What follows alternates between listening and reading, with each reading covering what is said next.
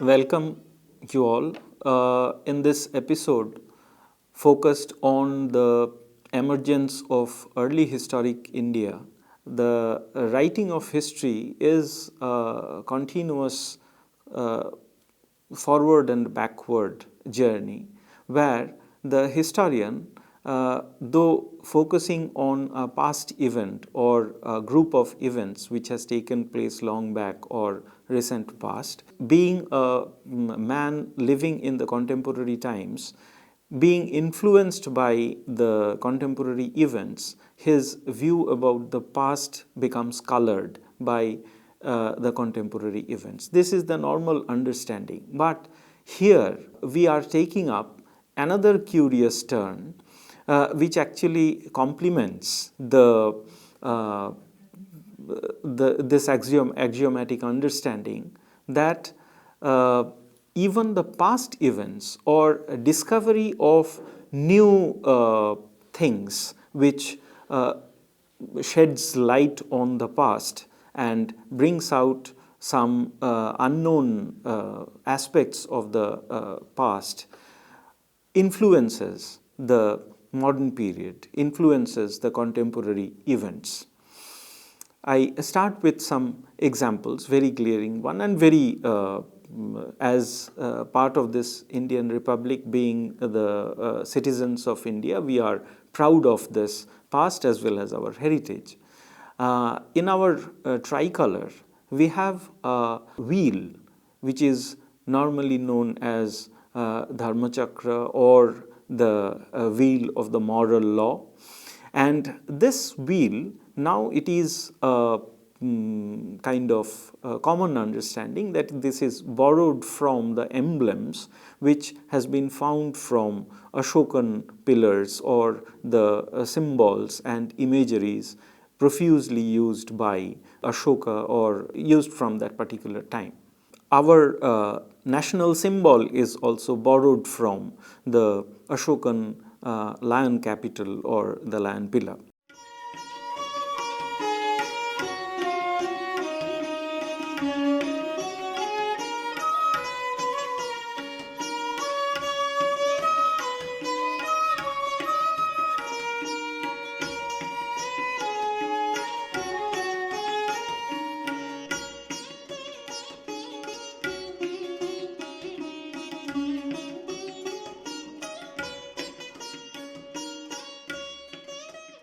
Some 110 years back, Ashoka was almost completely unknown. If not completely unknown, at least his memory has become so fade in the public memory. The people didn't remember Ashoka as a very great emperor. And the events which took place in, say, 110 years or maybe 200 years back, slowly and steadily, Ashoka, Mauryan Empire became the part of the proud heritage of India. And in this manner, we can directly see that how history influences and makes the heritage, makes a culture which we are proud of. It brings out some unknown facets of that heritage and makes it part of our common heritage or what we are proud of.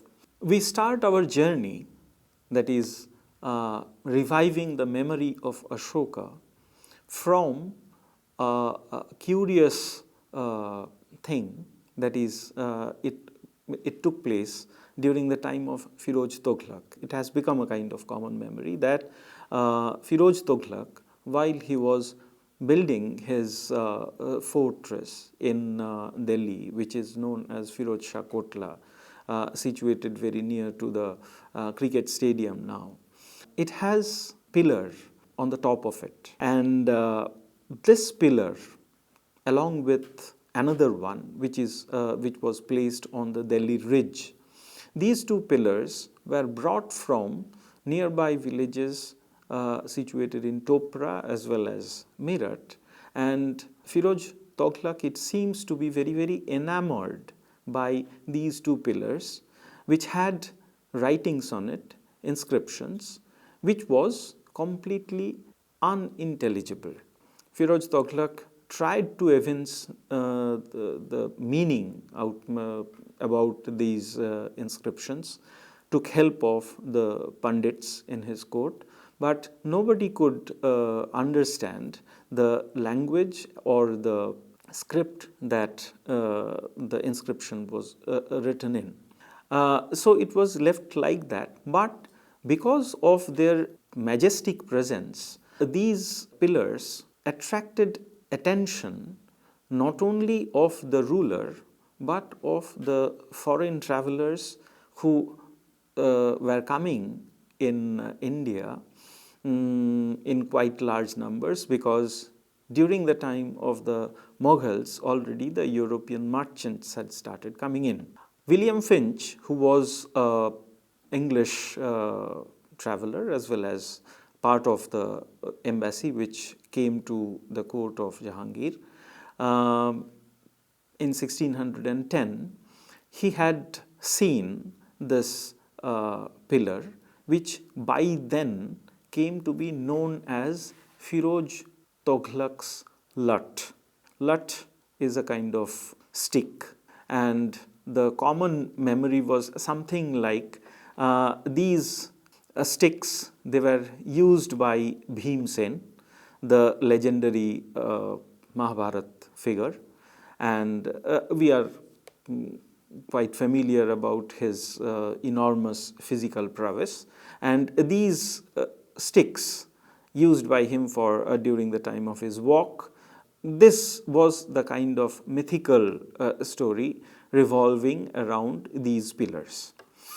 Now, William Finch, he noticed as well that there are some inscriptions, and he had he formed an idea that possibly the inscriptions were written in some kind of language akin to the Greeks, because he thought that these pillars commemorated the victory of Alexander, which was then a common memory in Europe. Near to that period, around say the beginning of the 18th century, a Capuchin mission was sent from Goa by the Portuguese in search of some errant or some delinquent Christians whom they believed to live beyond the Himalayas. To search for these Christian errants or delinquents, the mission was sent, and part of this mission, there was an Italian father, Jesuit father, Della Tomba, who also noticed beyond Delhi, in the region now situated in Nepal, there were two such pillars who he identified. This is now presently situated in Bihar, known as Lauria Nandangarh and Araraj, the present geographical location. So, slowly such curious pillars were coming into the notice, but people were not aware about the whereabouts, where from they have come, other than that myth that these were the sticks of Bhim. For instance, in 1670, one Englishman who was situated some 25 miles upstream Patna, he noticed some such pillar in the nearby location, and he wrote in his journal as Bhrinka Lathi, that is Bhim's stick. So, these kind of notices were being done by the European enthusiasts, but nobody was able to study and find the origin wherefrom it has come or they have come.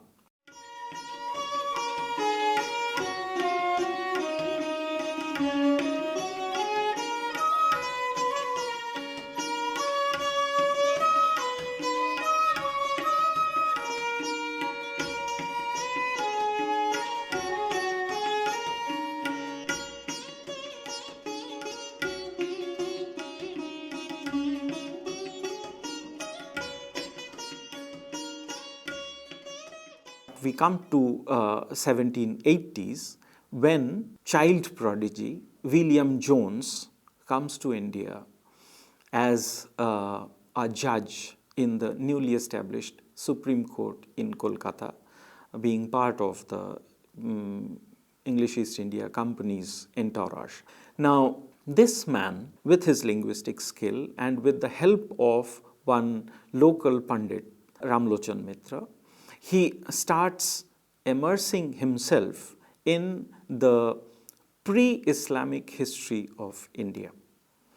And here he found that chronology was the desideratum of pre-Islamic history. India did not have firm dates because these dates could not be cross-checked with the other dates of some known events. And that's why he started looking into, because of his knowledge of the classical literature, because of his familiarity with the Latin and Greek literature, into the period when Alexander came into India. And he had at least many people who had recorded their experiences in India. There were at least 16 eyewitness accounts. None of them they are extant now. But when the Republican or the imperial Roman writers were writing about Alexander's time, they had chance of consulting with those eyewitness accounts. So, by studying those literature, the classical Latin and the Greek literature, William Jones tried to tease out the informations about the Indian kings beyond what he knew from the Puranas, which he thought was inadequate to write a connected history. And in this manner, when he was looking into the accounts when Alexander invaded India, he came to an episode when Alexander won over the mountain which in the Greek usage was known as Avornus. And there we come across the name of one Indian renegade or convert, Sissicotus. And it is said that he initially was part of the Persian satrap ruling in Bactria, but during the time of the Greek invasion, he switched his side and joined Alexander. And this Sissicotus later played an important role in subduing the stubborn resistance given by the local population. After this victory and after the well-known episodes of making friendship with the king of Takshila or the famous battle with King Porus at Hydaspes, after quite some time, almost for 2 to 3 years, then Alexander returns back. He reaches Persia, and from there onwards he starts his journey back home, and in between around 323 BCE he dies. These are the common knowledge. Now, William Jones started teasing out information which he thought would make the writing of Indian history much more intelligible, much more based on much more firm chronological background or framework.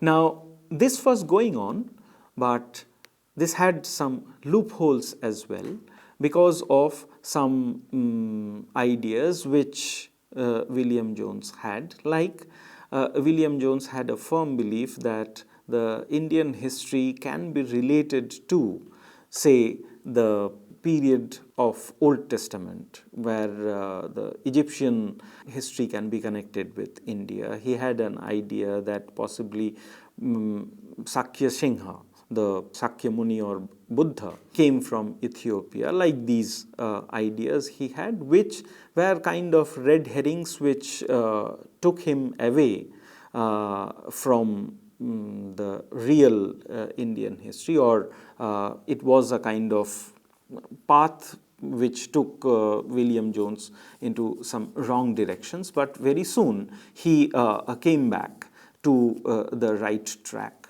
Now, this man and the Asiatic Society institution, which he founded with the encouragement from the British Governor General Warren Hastings, this put the search for the Mauryans and the Mauryan history into a new direction. The notices what we've earlier referred to, like the Firoz Shah's Lat or Brinka Lathi, this was moving in a direction now where the linguistic skill of Warren Hastings or some of the other Orientalists, they came to be known as the Orientalists now, or later they will be known as the Indologists, specialists in Indian history, culture and religion. They start their journey towards unraveling the past and bringing out the almost forgotten history of the Mauryas. Before moving into another very glorious phase of rediscovering the Mauryas, remembering William Jones once more, two very curious things, and this shows that how the historical discoveries change the course of the history writing altogether. In 1787, a very noted cartographer, James Rennell, whose name is still fondly remembered in the field of geography and mapping Bengal, in his retired life, he writes back to William Jones asking a very curious question, that whether the Pataliputra, and he writes Patalipother. Now, whether Pataliputra and Palimbothra, referred to in Megasthenes' Indica as the capital of the Mauryas, whether both of them, they are same. The stumbling block was the river on the banks of which Palimbothra was situated. It was known as the Erannoboas. Now, this identification of the Erannoboas became the stumbling block, and because of his desultory reading and a wide range of reading Sanskrit texts, suddenly William Jones stumbles upon a name, Hiranyabahu, the name of the river which flowed besides in that particular region.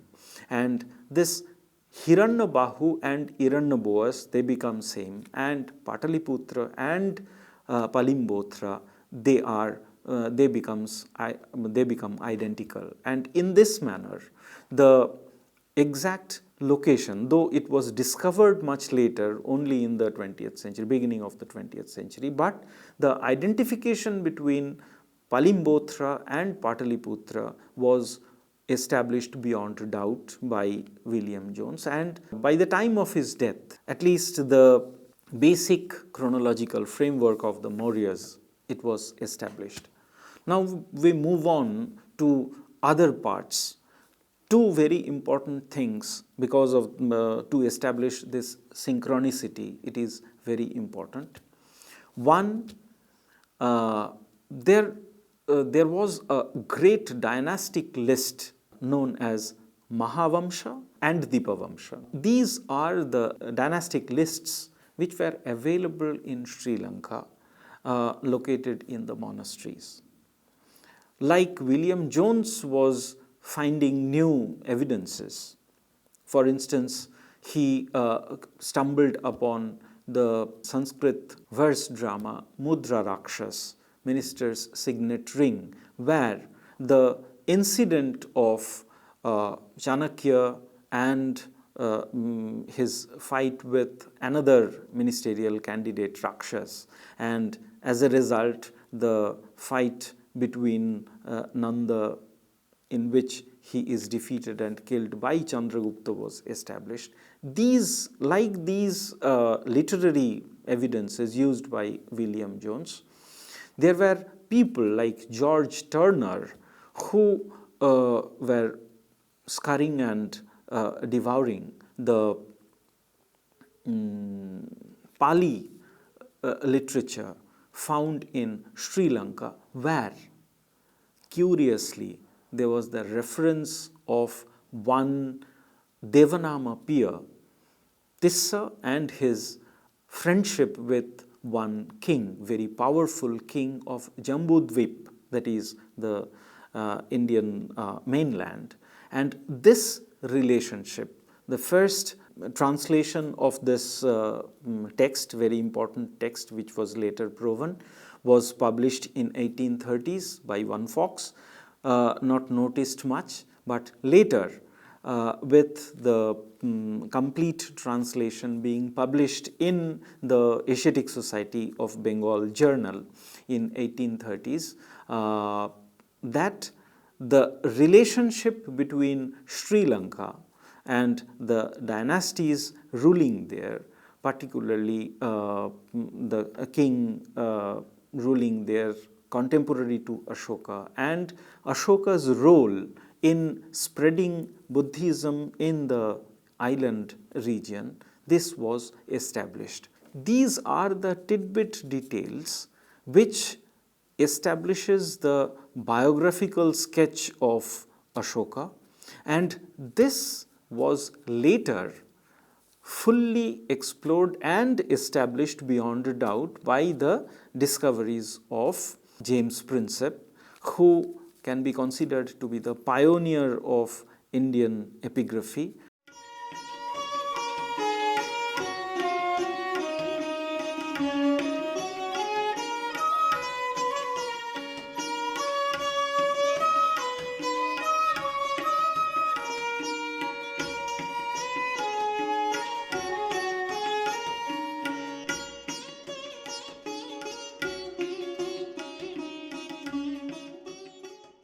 On a very momentous day, that is on 7th June 1837, James Prinsep read a paper in the monthly meeting of Asiatic Society of Bengal, where finally he could establish that the unknown language in Firoz Shah's Lat or Brinka Lathi, or the inscriptions which were found in the rock edicts at Girnar or Dhauli, they were written in a language, Prakrit, and which was later came to be known as Magadhi Prakrit, and the script was Ashokan Brahmi, which is the earliest example of that particular script.